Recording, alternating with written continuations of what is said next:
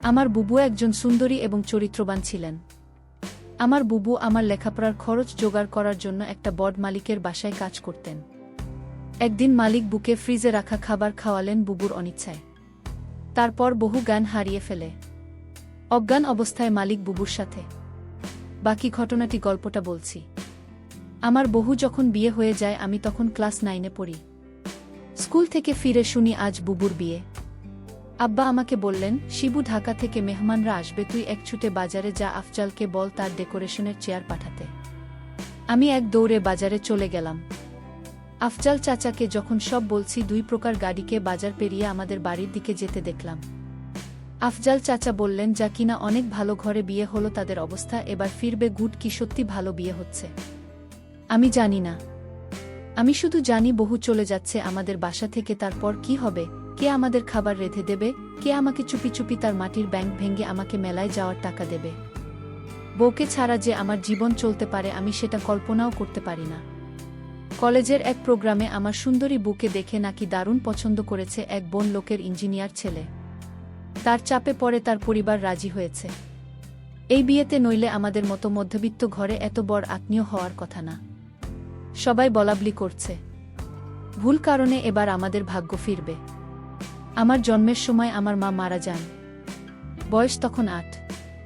আমার স্কুল শিক্ষক আব্বা আর বিয়ে করেননি, বহু মানুষ করেছে আমাকে। আমার জগৎ ঘিরে তাই আমার বউ। বিয়ের আসর হয়ে গেল দায়সারা ভাবে, বিয়ে নাকি 2 পরিবারের বন্ধন, কিন্তু আমার সেটা মনে হলো না। পাত্রের বাবা সারাক্ষণ মুখ কালো করে রাখলেন। পাত্রের ছোট মামা আমাদের ঘর বাড়ি উঠোন ঘুরে ঘুরে দেখলেন, মাঝে মাঝে নাক সিটকালেন। আমাকে ডেকে বললেন, তুমি কোনো ক্লাসে পড়? আমি কিছু বলার আগেই কেউ একজন বলল, শিবু পাইলট স্কুলে পড়ে, ফার্স্ট বয় 5-এ বৃত্তি পেয়েছে, ক্লাস 9-এ পেয়েছে। আমার লজ্জা লাগল, কিন্তু ছোট মামা শুধু একটু নাক সিটকালেন। সেদিন গাড়িতে ওঠার আগে বুবু যখন আমাকে জড়িয়ে ধরে নিঃশব্দে কাঁদছিল তখন আমার কষ্ট লাগছিল। 3 দিন পর নতুন জামাইয়ের বউ নিয়ে ওর আসার কথা। আব্বা পাড়া প্রতিবেশীদের নিয়ে রান্নাবান্নার আয়োজন। একটা গাড়ি ভাড়া করে নতুন জামাইকে আনতে পাঠালেন। গাড়ি ফেরত এলো, নতুন জামা আসতে পারবে না, তার কোনো জরুরি কাজ পড়ে গেছে, পরে সময় করে আসবে। বুবু আসলো আরও মাস 3 পর। একটা সাদা রঙের গাড়ি থেকে বহু নাম। আমি ছুটে গেলাম। আমি বুকে জড়িয়ে ধরতে গিয়েও থমকে গেলাম। গায়ে দামি ফিনফিনে শাড়ি, মুখে পার্লার থেকে করে করা মেকআপ, ব্রাশ করা বা কোনো ঘোড়ার স্ট্রেট করা চুলে আমার বুকে কেন জানি হঠাৎ অচেনা লাগল। আবার দূরে গেলেন, জামাই আসেনি না, আব্বা সাইটের কাজে গেছে। বুবু আব্বাকে ধরে কিছুক্ষণ কাঁদল। আমি সারাদিন বুবুর আশেপাশে ঘুরঘুর করলাম, কিন্তু বুকে কেমন আনমনা দেখলাম। শুধু একবার আমাকে জিজ্ঞেস করল, শিবু পড়াশোনা করছিস তো ঠিক মতো? রাতে আমার ঘুম এল না, বড্ড অভিমান হলো। গুরু অনেক বদলে গেছে, এই অল্প দিনে এত বদলে যেতে পারে মানুষ। 3 দিন থাকল, শেষের দিন দুলাভাই এলেন বুকে নিয়ে যেতে। দুলাভাই দেখলাম বেশ জঙ্গির। আমাকে দেখে বললেন, কি রে শিবু, পড়াশোনা করিস ঠিক মতো নাকি সারাদিন বাদরামি? আমি কিছু বললাম না। দুলাভাই আসার পর থেকেই বুলবুল মুখটা কালো হয়েছিল, কারণ দেখলাম তার। আমাদের সামনেই কপাল কুঁচকে 2 বার বুকে ধমক দিলেন দুলাভাই। বুবু চলে যাওয়ার পর সেই রাতে আব্বা আমার ঘরে এলেন। অপরাধীর গলায় বললেন, শিবু তুই তো অনেক বড় হয়ে গেছিস। বলতে তো আমি কি কোনো ভুল করলাম? আমি হয়তো সত্যিই বড় হয়ে গেছি। মনের কথা চেপে বললাম, কেন সেটা বলছেন? বুবু অনেক ভালো আছে, কিন্তু আমি ঠিক জানি আমার বহু ভালো নেই। বুবুর হাতে কালশিটে দাগ দেখেছি। আমার হাসি খুশি বুবু কেমন গুটিয়ে গেছে মাত্র 3 মাসে। এর ঠিক 1 বছরের মাথায় আব্বাজান মারা গেলেন। আমি একা হয়ে গেলাম। পাড়া প্রতিবেশীরা বহু দুলাভাইকে চেপে ধরলেন আমাকে নিয়ে যাওয়ার জন্য। বুবু উৎকণ্ঠা নিয়ে দুলাভাইয়ের মুখের দিকে তাকান। দুলাভাই কিছুক্ষণ ভেবে বললেন, শিবু চলুক, কাজে লাগবে অনেক। কাজেই আমি আমার বই খাতা নিয়ে বুবুর বাসায় উঠলাম। দুলাভাইয়ের পোস্টিং তখন আমাদের গ্রামের কাছেই শহরে। ছোট ছিমছাম 2 রুমের বাসা। আমি একজন ভাগে পেলাম। শহরের একটা স্কুলে ভর্তি হলাম। দুলাভাই চাকরির পাশাপাশি কন্ট্রাক্টর ব্যবসা করতেন। একদিন আমাকে বললেন তার সাইটে গিয়ে কাজ তদারকি করতে। আমার স্কুলের ক্লাস মিস হতে লাগল। আমি বইখাতা নিয়ে কাজের সাইটে চলে যেতাম। সারাদিন কাজ শেষে বাসায় ফিরে খুব ক্লান্ত লাগত। আমার রেজাল্ট খারাপ হতে শুরু হলো। বুবু একদিন ভয়ে ভয়ে দুলাভাইকে বলল, শিবু ভালো ছাত্র ও পড়াশোনায় ক্ষতি হচ্ছে না তো? দুলাভাই তেতে উঠলেন, গরিবের ছেলে খেতে খেতে হবে। পড়াশোনা করে কি হবে, যতটুকু দরকার ততটুকু শিখলেই হবে। বহু তাড়াতাড়ি বলে উঠলেন, ঠিকই তো শিবু, পড়াশোনা করে প্রতিষ্ঠা পেতে সময় লাগবে। দুই দুলাভাইয়ের সাথে কাজ শেখা অনেক কাজে লাগবে। আমি বুবুর কথায় অবাক হয়ে গেলাম। এই বুঝি আমাকে তৈরি করেছে। সবসময় বলতো পড়াশোনা করে একদিন অনেক বড় হতে হবে। পড়াশোনা ছাড়া আমার আর কোনো কাজ নেই। আজ কত পরিবর্তন। আমি দুলাভাইয়ের সাইটে কাজ দেখতে লাগলাম। ক্লাস 9-এর একটা কিশোরের জন্য নিশ্চয়ই খুব সহজ কাজ নয়, কিন্তু আমি শিখতে লাগলাম। সাথে পড়াশোনা করতাম সাইটে। সাইটের লোকজনের কাছেই খবর পেতাম দুলাভাইয়ের কর্মকার নিয়ে। দুলাভাই আরও কয়েকজনের সাথে প্রেম করে বেড়ায়। আমি টের পাই। মাঝে মাঝে বুবুর চাপা কান্নার আওয়াজ পাই। সকালে কিছু কিছু দিনভর হাতে নতুন কালশিটে দাগ বুবু লুকোতে চেষ্টা করে। আমি বুঝেছি দুলাভাই বুকে অন্যায় অত্যাচার করে। আমার বুবু অনেক বদলে গেছে। আমার মনে হয় আমাকে নিয়ে বুধবারই অস্বস্তি বোধ করে কেমন পালিয়ে বেড়ায়। দেখা হলে ঠিকমতো কথা বলে না। মাঝে মাঝে দুলাভাই বুকে পার্লার থেকে সাজিয়ে পার্টিতে নিয়ে যায়। আমার অবাক লাগে। তবু একটা দিন যখন বাসায় দুলাভাই থাকে না, হঠাৎ সেই পুরনো দিনের মতো বহু তেল নিয়ে এসে বলে, শিবু আয় তো মাথায় দিয়ে দিই। আমার চোখে পানি আসে। আমি লুকাবার চেষ্টা করি। একদিন অনেক রাতে ফিরে দুলাভাই আমাকে ঘুম থেকে ডেকে তোলেন। আমি জেগে দেখি দুলাভাই প্রচণ্ড রেগে আছে। আমাকে বললেন, হারামজাদা, তোকে আমি সাইট দেখতে দিচ্ছি, আর তুই সেখানে পড়াশোনা করিস। আমি চুপ করে দাঁড়িয়ে রইলাম। হঠাৎ করে দুলাভাই আমার চুলের মুঠি ধরলেন। বলার, সাইট থেকে 1 লাখ টাকা চুরি করেছে কে? নাকি তুই করেছিস? আমি অবাক হয়ে গেলাম। সাইটে টাকা পয়সা সংক্রান্ত কোনো কিছুর সাথে আমি জড়িত না, আলাদা অ্যাকাউন্ট আছে। তবু বললাম, আমি কিছু জানি না দুলাভাই। তুই জানিস না? কেন জানিস না? তুই এর সাথে জড়িত শিওর? আমার খেয়ে আমার সাথে দাও তো বাজি। দাঁড়া। দুলাভাই তার বেল্ট দিয়ে আমাকে মারতে আরম্ভ করলেন। আমি সারা জীবনে কখনো মার খাইনি। পরিবারে আদরে মানুষ হয়েছি।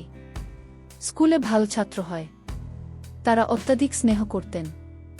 আমি দেখলাম বুবু পাথরের মতো দাঁড়িয়ে আছে। দুলাভাই একসময় খ্যাত দিয়ে চলে গেলেন। আমি সারা রাত বিছানায় শুয়ে কালাম। চেষ্টা করলাম মুখ দিয়ে শব্দ না করতে। আব্বার মৃত্যুর আগে বলেছিলেন, শিবু, পুরুষ হয়ে গরিব ঘরে জন্মেছিস। সামনে অনেক কষ্ট আসবে। সত্য থাকবে। কখনো কাঁদবি না। পুরুষদের কাঁদতে নেই। পরদিন সকালে আমার ঘুম শরীরে হালকা জ্বর নিয়ে উঠে দেখি বসে আছে আমার শিওরে। শিব, উঠতে পারবি? আমি মাথা নাড়লাম। হ্যাঁ। তাহলে চল। তাকিয়ে দেখি বুবু একটা ব্যাগ গুছিয়ে রেখেছে। আমি বললাম, কোথায়? বাড়ি ফিরে যাব, চল। তুই আবার ভালো করে পড়াশোনা শুরু করবি। আমি দরকার হয় বাসায় কাজ করব। দুজনের একটা ব্যবস্থা হয়ে যাবে। আমি অবাক হয়ে তাকিয়ে রইলাম। বুবু আমার জন্য তার স্বামীকে ডিভোর্স দিয়ে চলে এলো এবং সেই বাড়ি থেকে চিরদিনের জন্য চলে এলো। তারপর বাসায় আমি আর বুবু থাকি। বুবু একটা বড়লোক বাসায় কাজ পেল। তাদের কাপড় ধোয়া, রান্না করা ইত্যাদি তাদের কাজ করতে হবে। মাসে যে টাকাটা পাব সে টাকা দিয়ে আমার লেখাপড়ার খরচ আর পরিবার চলে যাবে।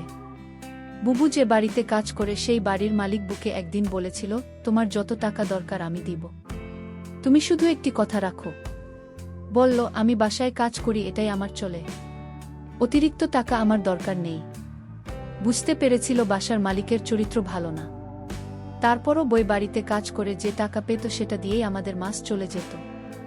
মালিকের বাসার সবাই একদিন কোথায় ঘুরতে গেল, শুধু মালিক বাড়িতে ছিল। মালিকের নাম আছেন আলী। বলল, আজ তো বাসায় কেউ নাই, তেমন কাজ নেই, তাহলে আজ আমি চলে যাই। মালিক তখন বলল, শোনো, অনেক কাজ পড়ে রয়েছে। কি কাজ পড়ে রয়েছে? মালিক বলল, বাসায় কেউ নাই, আমার দেখাশোনা কে করবে? আমি বলেছিলাম, ও তাই তো। মালিকের জন্য রান্না করলাম। ঘর পরিষ্কার করে মালিককে খাবার দিয়ে বললাম, রাত অনেক হয়েছে, আমার ছোট ভাইটা চিন্তা করছে, আমি এখন যাই। মালিক ধমক দিয়ে বলল, এই মেয়ে তুমি বাড়ির চাকরানির। মালিক যখন আদেশ করবে তখন তুমি বাড়ি থেকে যাবে। তার আগে পর্যন্ত এখান থেকে এক পা ও লড়বেন না। আমি তখন নিশ্চুপ হয়ে দাঁড়িয়ে রইলাম। আমার মুখ দিয়ে কোনো কথা বের হলো না। হঠাৎ মালিক বলল, তোর কণ্ঠে মানে আমার তো ছেলে মেয়ে আছে, তো কষ্ট আমি বুঝি।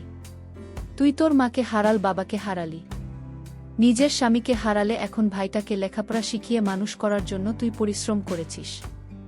আমি মালিকের হঠাৎ এরকম ভালো কথা শুনে আমি কিছুটা অবাক হলাম। কিন্তু সে মুখে যা বলছে চেহারায় তা প্রকাশ পায় না। আমাকে বলল, আমার স্ত্রী ছেলে মেয়ে তারা 2 দিনের জন্য দূরে গেছে। আমি বলেছিলাম, আপনি যাননি কেন? আমার ঘোরাফেরা তেমন একটা ভাল লাগে না। আমি এর আগে বহুবার ঘোরাফেরা করেছি, এখন আর ভাল লাগে না। তুই আমার মেয়ের মতো ধর, তোকে আমি কিছু টাকা দিলাম তোর ভাইয়ের সামনে, পরীক্ষা ভালো মন্দ কিছু খাওয়া শেষ। আমি বলেছিলাম আমার টাকা লাগবে না। মালিক তখন আমায় জোর করে টাকাটা হাতে ধরিয়ে দিল। আমি না নিয়ে পারলাম না। মালিক আমার প্রতি হঠাৎ এমন দরদ দেখাচ্ছে কেন? যখন মালিকের ছেলে মেয়ে বাড়িতে ছিল তখন তো তিনি এরকম দর দেখায়নি। আমি মালিকের এরকম ভালো ব্যবহার দেখে কিছুটা অবাক হলাম। এরকম কথা বলতে বলতে প্রায় রাত 1টা বেজে গেল। ওদিকে আমার ভাই আমার জন্য চিন্তা করছিল। আমি মালিককে বলেছিলাম এখন আমি চাই, সে তখন বলল, না, আজ তুমি যেতে পারবে না, এই বাড়ি তোমার পাহারা দিতে হবে। আমি বলেছিলাম, দেখুন সাহেব, আমার ডিউটি তো সকাল 6টা থেকে সন্ধ্যা 6টা পর্যন্ত। মালিক তখন আমাকে অবাক করে বলল, তাই বলে যদি আমার সমস্যা হলে তুমি দেখবে না? আমি তো তোমারে আমার মেয়ের মতোই দেখি। মালিকের কি উদ্দেশ্য ছিল আমি তা জানি না, তবে এটুকু বলতে পারি মালিক তেমন ভালো না। তবে আজ আমার সাথে খুব ভালো ব্যবহার করল। তবে এর আগে যে আমার সাথে ব্যবহার খারাপ করেছিল তা বলছি না, তবে লোকের মুখে শুনি মালিক ভালো না। কিন্তু আজ মালিক আমাকে কিছুতেই বাড়ি যেতে দিচ্ছে না কেন? আমি সেটা নিয়ে দুশ্চিন্তায় পড়ে গেলাম। এর মধ্যে মালিক বলল, আজ আমি নিজ হাতে খাবার তৈরি করেছি। আমি বললাম, কেন নিজ হাতে আপনি খাবার তৈরি করলেন? খাবার তো আমি রান্না করেছি, তার মধ্যে আপনি আবার রান্না করলেন কেন? আরে না মা, সেই খাবার না, ফ্রিজে আমার স্ত্রী আমার জন্য কিছু ভালো খাবার আলাদা রাখত, সেই খাবার নিয়ে আসলাম। আমি বললাম, ও আচ্ছা। তারপর আমায় বলল, নে মা, আমরা একসাথে আজ খাবার খাই, পেতে বড্ড খিদে পেয়েছে। আমি বললাম, আপনি খান, আমি বরং রান্না করা খাবার খাই।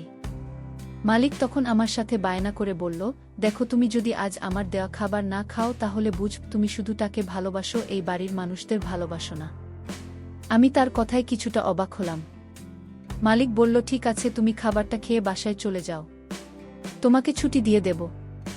আমি তখন খুশি হলাম, বাবার বয়সী একজন মানুষ আমাকে এত করে বলছে ফ্রিজে রাখা ভালো খাবার খেতে। যাই হোক, আমি শেষ পর্যন্ত হেরে গেলাম। আমি খাবারটা খেলাম, আর ফ্রিজে রাখা খাবার না খাওয়ার জন্য রাজি হলাম তার একটাই কারণ, মালিক বলেছিল আমি ছুটি দিয়ে দেবে খাবারটা খেলে। আর তাই আমি ফ্রিজে রাখা খাবার খেলাম। খাবারটা ভালোই লাগল, দামি খাবারের আগে আমি এমন খাবার কখনো খাইনি। আমার খেয়ে ভালোই লাগল। খাওয়া দাওয়া শেষ করতেই আমি বললাম, মালিক এবার যাই। এই কথা বলতে আমি চোখে কিছুটা ঝাপসা দেখতে পেলাম। আমার চোখ অন্ধকার হয়ে আসতে লাগল।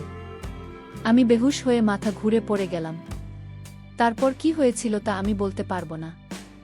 আমার পরের দিন দুপুরে জ্ঞান ফিরে আমি জেগে দেখি আমি হাসপাতালের কেবিনে শুয়ে আছি। আমার ছোট ভাইটা বলল, বুবু, তোমার কি হয়েছিল? আমি আমার ছোট ভাইকে জিজ্ঞেস করলাম, আমি এখানে কিভাবে এলাম? ছোট ভাই আমাকে বলল, বুবু, আমি তোমার জন্য অপেক্ষা করতে করতে কখন ঘুমিয়ে পড়লাম। আমি বলতে পারলাম না, কিন্তু আমার সকাল সকাল ঘুম ভাঙার পর আমি তোমার রুমে গিয়ে দেখি তুমি বাসায় ফেরেননি। আমি তখন দূরে তুমি যে বাড়িতে কাজ করো সে বাড়িতে গেলাম। গিয়ে দেখি তুমি মালিকের ঘরে অজ্ঞান অবস্থায় শুয়ে আছো। তারপর মালিককে আমি জিজ্ঞেস করলাম, আমার বর কি হয়েছে? সে বলল, ঘুমিয়ে আছে, কি আর হবে। তবে তোমার বুবুর মনে হয় প্রেশার কম হয়ে গেছে, তাই ক্লান্ত হয়ে শুয়ে আছে। আমি বলি কি, তোমার বুকে হাসপাতালে নিয়ে একটা সেলাই দাও, তাহলেই সব ঠিক হয়ে যাবে। টাকা যা লাগে আমি দিয়ে দিচ্ছি। তখন মালিক আমাকে 5,000 টাকা দিয়ে বলল, যাও তোমার বুকে হাসপাতালে নিয়ে যাও। আমি তোমাকে হাসপাতালে নিয়ে আসার পর ডাক্তাররা বলল পরীক্ষা করতে হবে। ডক্টর বলল, তোমার প্রেশার কমে যায়নি, তোমাকে খাবারের সাথে কিছু মিশিয়ে তোমাকে অজ্ঞান করা হয়েছে। তারপর ডাক্তার বলল, মেয়েটি তোমার কি হয়? আমি বললাম, আমার বড় বোন। তোমার সাথে আর কেউ আসেনি? না ডাক্তার বাবু, আমি ছাড়া কেউ নেই। আমি ডক্টরকে জিজ্ঞেস করলাম কি হয়েছে আমার বুলবুল বলেন ডক্টর। ডক্টর বলল তোমাকে বলা যাবে না। আমি আমার ছোট ভাইয়ের কথা শুনে বুঝতে পারলাম আমার সাথে কি ঘটেছিল। মালিক আমার সাথে এরকম অসম্মানজনক আচরণ করল। আমি এই কথাগুলো শুনছিলাম আর আমার চোখ বেয়ে পানি পড়েছিল। আমি সিদ্ধান্ত নিলাম মনে মনে আমি আর এই পৃথিবীর মুখ দেখতে চাই না। কিন্তু আমার ছোট ভাই এটা আমাকে বলল বুবু তোমার কিছু হলে আমি বাঁচব না বুবু। তুমি ছাড়া এই দুনিয়ায় আমার কেউ নাই বুবু। আমার ছোট্ট ভাইটা আমার জন্য এভাবে কাঁদতে লাগল। ছোট ভাইটা বলতে লাগল বুবু আমি আর লেখাপড়া করব না। আজ থেকে আমি কাজ করব। তোমাকে আর কাজ করতে দেব না। তুমি শুধু ঘরে বসে থাকবে। আর তোমাকে আমি যেভাবেই হোক তোমাকে ভালো ছেলে দেখে তোমাকে দিয়ে দেব। ভাইটার কথা শুনে আমার চোখের পানি ধরে রাখতে পারলাম না। আমি বেঁচে রইলাম আমার ছোট ভাইটার জন্য। বন্ধুরা আজকের গল্পটি তোমাদের কাছে কেমন লাগলো তা অবশ্যই কমেন্ট করে জানাবেন। ভালো থাকবেন সবাই। ধন্যবাদ।